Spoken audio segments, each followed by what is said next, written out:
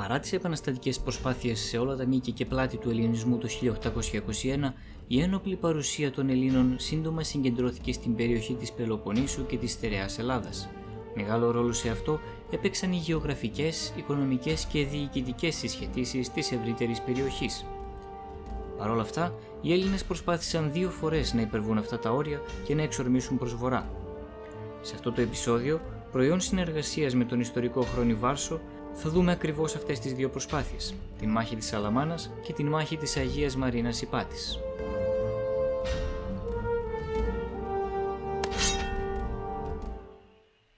Βρισκόμαστε στον Απρίλιο του 1821.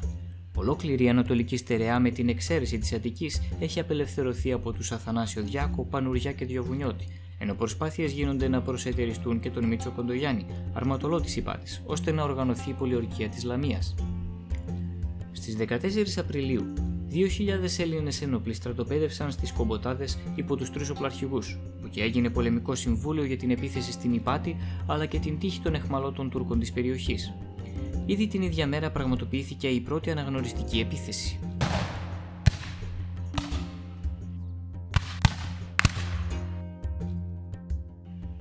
Κάτω από αυτές τις απειλητικές συνθήκες, ο Χουρσίτ Πασάς, που ήταν ακόμα απασχολημένος στα Γιάννενα, απέσπασε ισχυρές δυνάμεις για να ενισχύσουν την Πελοπόννησο. 4.000 Τουρκαλβανοί αποβιβάστηκαν στην Πάτρα, ενώ άλλοι 8.000 Αλβανοί και Μουσουλμάνοι της Θεσσαλίας υπό τους Ομέρ Βριώνη και Κιωσέ Μεχμέτ κατευθύνθηκαν προς Λαμία. Στις 16 Απριλίου, και ενώ ακόμα το ελληνικό στρατόπεδο καθυστερούσε να κινηθεί, ελληνικό αναγνωριστικό σώμα συγκρούστηκε με την εμπροστοφυλακή της Οθωμανικής φάλαγγας βόρεια της Λαμίας.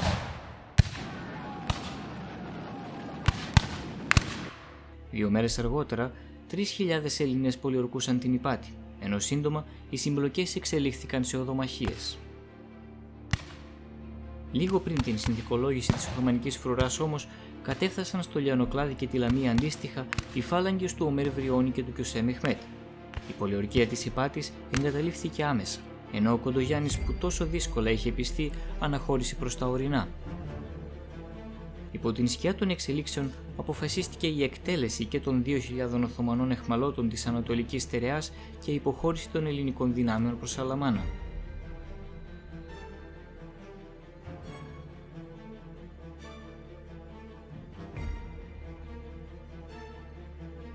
Η πρόταση του Διοβουνιώτη, λόγω των ολιγάριθμων ελληνικών δυνάμεων για κατάληψη οχυρών θέσεων μόνο στην περιοχή Γοργοποτάμου Αλεπόσπιτων με δυνατότητα υποχώρησης στην Ήτη, απορρίφθηκε, αφού σύμφωνα με τους Διάκο και Πανουριά έπρεπε να καταληφθούν οι δρόμοι που εμποδίζουν την κάθοδο του τουρκικού στρατού προς νότο. Έτσι, αποφασίστηκε να τοποθετηθούν διάσπαρτοι οι 1.500 Έλληνες σε μια γραμμή 12 σχεδόν χιλιόμετρων, χωρίς σύνδεση, εφεδρείες και αλληλοϊποστήριξη μεταξύ τους.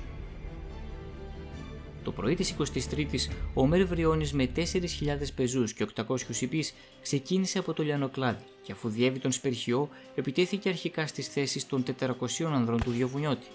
Ο Διοβουνιώτης, μην αντέχοντας την πίεση των 12πλάσιων εχθρικών δυνάμεων, υποχώρησε στα ορεινά. Στη συνέχεια, οι Τούρκοι απερίσπαστοι προσέβαλαν ταυτόχρονα τις θέσεις των ανδρών του Πανουριά και του Τράκα, που αμήνονταν οχυρωμένοι εντός της Ηράκλειας.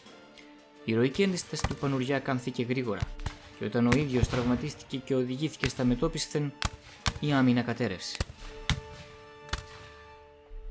Ο επίσκοπος Σαλώνων Ισαΐας έπεσε ηρωικά στην υποχώρηση μαζί με δεκάδες άλλους κληρικούς, ενώ οι υπόλοιποι μαζί με τον Πανουριά υποχώρησαν. Ο Ομέρ Βριώνης, αφού άφησε λίγες δυνάμεις για την πολιορκία του Τράκα, στράφηκε ανατολικά με τον κύριο όγκο του στρατού του εναντίον των θέσεων του Διάκου. Παράλληλα, ο Κιωσέ Μεχμέτ, προλάβνοντας από τη Λαμία προς την Αλαμάνα, προσέβαλε και αυτός από βορρά με 4.000 στρατό τους 500 άνδρες του Διάκου. Πλέον, ο Διάκος δεχόταν επίθεση από δυτικά και βόρεια από συντριπτικά υπέρτερες δυνάμεις. Οι αμυνόμενοι στη γέφυρα της Αλαμάνας εξοντώθηκαν όλοι, ενώ ο Διάκος, περικυκλωμένος από παντού, έπεσε αιχμάλωτος στα χέρια των αντιπάλων του, προτιμώντας τη θυσία από τη φυγή.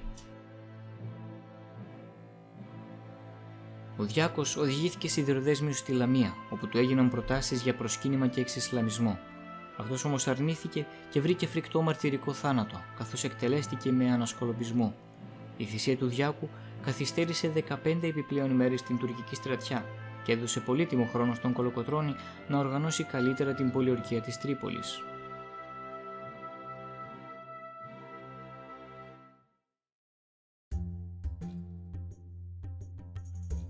Σχεδόν ένα χρόνο αργότερα η κατάσταση έχει αλλάξει. Η Ελληνική Επανάσταση έχει πλέον εδραιωθεί και με εξαίρεση κάποια κάστρα, όλη η Πελοπόννησος και η Στερεά βρίσκεται στα χέρια των Ελλήνων. Η κήρυξη της Επανάστασης σε Όλυμπο, Χαλκιδική και Νάουσα δημιούργησε τετελεσμένα μακριά από τον επαναστατικό κορμό, που όμως χωρίς εξωτερική βοήθεια ήταν καταδικασμένα να αποτύχουν. Έτσι, προκειμένου να δοθεί βοήθεια στις επαναστατημένες περιοχές, ο Νικηταράς με τον Υψηλάντη ξεκίνησαν με στόχο την κατάληψη της Λαμίας, στην οποία εν αγνία τους ο Δράμαλης συγκέντρωνε ήδη στρατό. Κάτω από πνεύμα καχυποψίας, για το οποίο ευθύνονταν ο Άριος Πάγος, συναντήθηκαν με τον Ανδρούτσο για να οργανώσουν την επίθεση, με τον οποίο όμως σύντομα συμφιλιώθηκαν. Το ελληνικό σχέδιο Λαβίδα προέβλεπε από τη μία την κατάληψη της Ηπάτης με 2.500 άνδρες και από την άλλη της Στυλίδας με άλλους 3 ή 4.000 άνδρες και στη συνέχεια την περικύκλωση και πολιορκία της Λαμίας. Ένα τρίτο σώμα με 1.500 άνδρες θα παρέμενε στο χωριό Κομποτάδες για εφεδρεία, ενώ οι Ψηλάντης με τον Πανουριά θα έμεναν στον Μόλο για να συντονίζουν τις επιχειρήσεις. Τέλος, ο Άριος Πάγος θα ήταν υπεύθυνος για τον ανεφοδιασμό των πολεμιστών. Στο δεξί σκέλος, η απόβαση των ελληνικών στρατευμάτων ξεκίνησε το βράδυ της Μεγάλης Παρασκευής, αναγκάζοντας γρήγορα τη μικρή τουρκική φρουρά σε φυγή. Την επόμενη μέρα, 1.000 Τούρκοι από την Στυλίδα επιτέθηκαν στα ελληνικά τμήματα του Αχινού, αλλά αναχαιτίστηκαν και υποχώρησαν. Ο Νικηταράς και ο Διοβουνιώτης, εκμεταλλευόμενοι τη σύγχυση στη τουρκική πλευρά, προωθήθηκαν στη Στυλίδα, όπου σύντομα άρχισαν να διεξάγονται σφοδρές οδομαχίες. Παράλληλα, ο Ανδρούτσος με 150 άνδρες μεταφέρθηκαν με πλοιάρια και δημιούργησαν προγεφύρωμα στο παραλιακό χωριό της Αγίας Μαρίνας, με σκοπό να περικυκλώσουν τους αντιπάλους. Η εκεί τουρκική φρουρά υποχώρησε στο χωριό Αυλάκι, όπου και οχυρώθηκε αναμένοντας ενισχύσεις από τη Λαμία. Το πρωί της επόμενης ημέρας, Κυριακής του Πάσχα, οι Τούρκοι του Αυλακίου, ενισχυόμενοι από 4.000 ακόμα από τη Λαμία, επιτέθηκαν ξανά στην Αγία Μαρίνα, αλλά αποκρούστηκαν για άλλη μια φορά. Το βράδυ, η εχθρική δύναμη των 5.000 ανδρών από το Αυλάκι κινήθηκε προς Στυλίδα και κατάφερε παρά τις απώλειες να απαγκιστρώσει την τουρκική φρουρά της πόλης. Την ίδια νύχτα, οι ελληνικές δυνάμεις στη Στυλίδα αποχώρησαν για την Αγία Μαρίνα, όπου και ενώθηκαν με τους 150 υπερασπιστές και οχυρώθηκαν. Το στοιχείο του ευνηδιασμού είχε πλέον χαθεί οριστικά και κάθε δυνατότητα προέλασης δυτικά προς τη Λαμία φαίνονταν αδύνατη, ενώ ταυτόχρονα οι πληροφορίες για η λυπή φρούρηση της Λαμίας αποδεικνύονταν εσφαλμένες. Το επόμενο πρωί, το στράτευμα των Τούρκων, συνεπικουρούμενο από άλλες περίπου 8.000 από τη Λαμία, εξαπέλυσε σφοδρές επιθέσεις εναντίον των Ελλήνων στην Αγία Μαρίνα. Υπέστησαν όμως βαριές απώλειες της τάξης των 400 ανδρών και αναγκάστηκαν σε υποχώρηση. Στο μεταξύ, στο αριστερό σκέλος της επίθεσης, στην πλευρά της Ηπάτης, δεν είχε εκδηλωθεί καμία επιθετική πρωτοβουλία. Μόνο μετά από έντονες πιέσεις του Υψηλάντη ξεκίνησαν με καθυστέρηση 3 ημερών οι πολεμικές ενέργειες. Σύντομα, οι Έλληνες μπήκαν στην Ηπάτη και οι συμπλοκές εξελίχθηκαν σε σκληρές οδομαχίες, ενώ ο Δράμαλης, που τυχαία βρισκόταν εκεί, παραλίγο να πιαστεί αιχμάλωτος. Στην άλλη πλευρά του μετώπου, οι περίπου 3.000 Έλληνες, οχυρωμένοι πίσω από ένα χαντάκι, αντιμετώπιζαν πλέον 18.000 Οθωμανούς. Οι Έλληνες υπέφεραν από την παντελή έλλειψη εφοδίων, καθώς ο Άριος Πάγος όχι μόνο αμελούσε συστηματικά να προμηθεύσει τα απαραίτητα, αλλά τους κατηγορούσε και για αδράνεια. Στο μέτωπο της Ηπάτης, οι συγκρούσεις κράτησαν συνολικά 6 μέρες. Λίγο πριν την παράδοση όμως της τουρκικής φρουράς, κατέφθασαν εχθρικές ενισχύσεις από τη Λαμία και τα ελληνικά σώματα αποσύρθηκαν στα ορεινά. Οι Έλληνες στην Αγία Μαρίνα ήταν πλέον τελείως αβοήθητοι.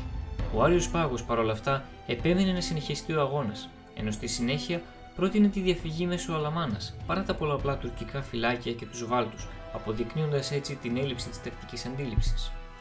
Τελικά, και μετά από μεγάλη πίεση, πάρθηκε η απόφαση αναχώρησης διαθαλάσσης τη νύχτα 14 προς 15 Απριλίου. Συνολικά στις συγκρούσεις αυτές χάθηκαν πάνω από 1.500 Τούρκοι, ενώ μια επιδημία πανόλης έπληξε αμέσως μετά το Οθωμανικό στρατόπεδο, αυξάνοντας τις απώλειες. Από την ελληνική πλευρά, 65 άνδρες σκοτώθηκαν και 75 τραυματίστηκαν. Οι ελληνικές δυνάμεις, μέσα σε ένα κλίμα καχυποψίας και έλλειψης συντονισμού, δεν κατάφεραν να καταλάβουν την ζωτική σημασία Λαμία, ενώ ο Δράμαλης σύντομα θα ξεκινούσε με μια στρατιά που ομοιά της δεν είχε δει η Ελλάδα για πάνω από 50 χρόνια, με στόχο να πνίξει την επανάσταση στην Πελοπόννησο. Το κανάλι μας θα καλύψει όλες τις σημαντικές μάχες της Επανάστασης του 21. Γι' αυτό μείνετε συντονισμένοι και πατήστε εγγραφή. Είμαστε η Historia Graecia και θα τα πούμε την επόμενη φορά.